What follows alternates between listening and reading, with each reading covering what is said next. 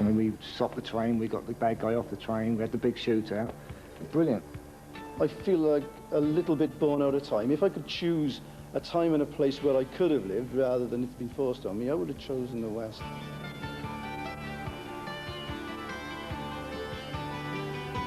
I didn't even realise that there was a Western club in the area until I'd seen it. I thought I was perhaps the only person who was interested in it.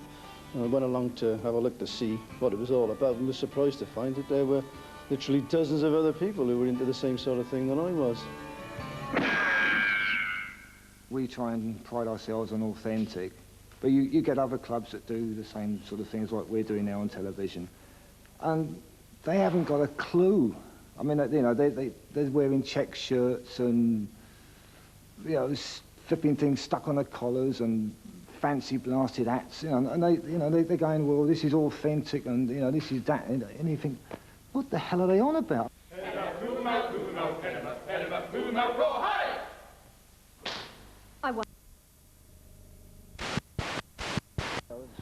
It takes a lot of doing. Oh yes, this is coming off lovely. This will be as smooth as a baby's bum by the time I get home. Been a long time since I've been told, don't toss away. And I'm going to call into that little old saloon, pick me up, yeah, that good old whiskey, and just guzzle it down until I fall flat on my back. I think something like this does give you a chance to sort of get away from the hustle bustle, the mad sort of way that things are. It was a hard life. People sort of think they see it on the films that it's a glamorous life. It wasn't as glamorous as it's made out to be. When we go on a day out or roundups, we try and cook as authentically as possible. I'm making sourdough biscuits here. They're really quite nice. And how are the vegetables going, Miss Hill? Oh, nearly finished peeling potatoes now. Jolly good. Let's check the stew then. We've got beef stew today. Oh, that's coming along beautifully. We get most of our information from books, and we all ask each other. We're always picking each other's brains. Our clothes are really Victorian fashion. Try and keep away from the films because they're mostly rhinestone. But it is Victorian fashion, you know, the bonnet, high neck blouse with the long sleeves, shawls, aprons, a long skirt, usually with a frill on the bottom. And then underneath we have the pantaloons. And then we get most of our gear from Oxfam shops and car boot sales, and we adapt it. We don't pay a lot of money for anything at all. Yeah, I don't really feel silly dressing like this in this way because, well, I become a different person. My normal job is working for the government as a motorcycle instructor, and as a cowboy, I just like the idea of going off into the wilds, riding my horse.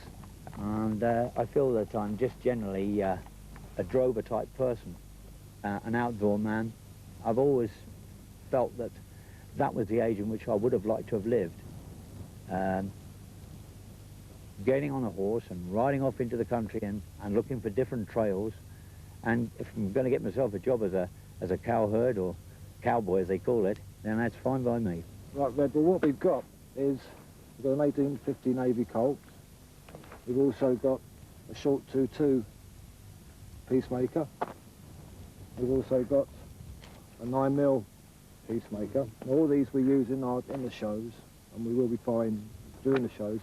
We've also got an Enfield, a Hawking, and a shotgun. And we use those. That is a very dangerous piece of equipment. Yeah, one thing I should stress is that we never use live ammunition at all. We always use blank ammunition. That's a blank, that type is a live. That is deactivated, that's a deactivated one, so it's okay. But as long as they're crimped over there. Some people that join the club, when they first start, they say, oh no, I can't do a show, I can't go in front of the public. At the end of the season, they're doing it like they've been doing it for years. At the end of the year that we rob pubs and clubs, we raise money there for the children in Landlock and the Royal Infirmary. We do hangings, bank robberies, shootouts. Obviously we're doing that in front of the public, so you've got to sort of go out there and probably make a fool of yourself to an extent. One of the things we do when we're having a get-together is have a bit of a shootout, and I'm going to try and surprise a couple of my friends.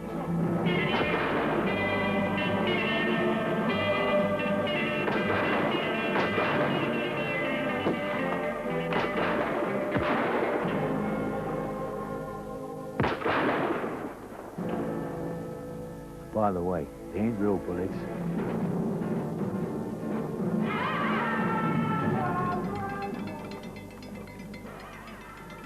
Oh, this food's good. Yeah.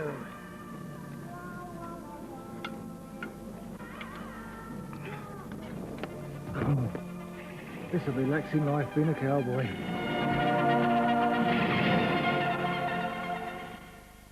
Well, fine and so.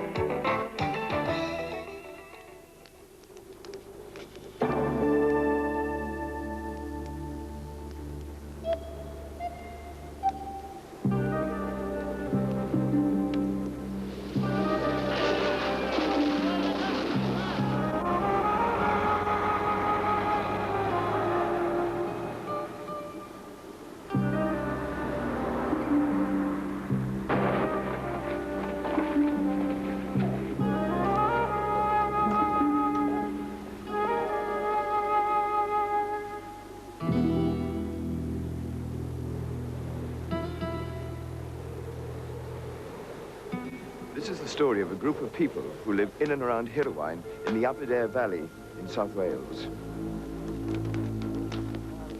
It has its roots in the Hollywood version of the Wild West that was so popular in the local cinemas some 50 years ago. It featured great stars. There was Roy Rogers and his horse Trigger, the lovely Dale Evans, Gabby Hayes, and of course William Boyd, who was better known as Hopalong Cassidy. Get that!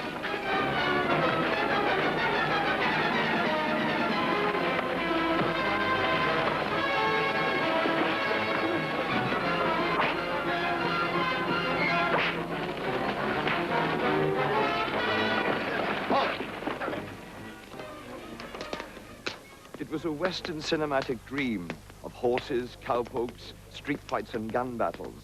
There were the dudes, the gamblers, and the generous ladies who could always be relied upon for encouragement or even a song. Oh, I hate the wind that howls across the prairie.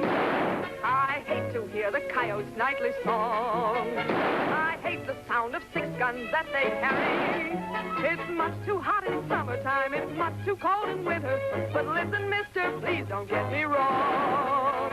I love it up here in the West, because the West is best for loving. When the stars are shining and the moon is low, you find me out with my Romeo. And East I was always repressed.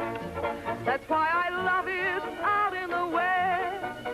I love it up here in the West. Today, that Hollywood myth has provided the basis for a lot of simple enjoyment, fun, and music. And over the years, it's played quite an important part in my life as well.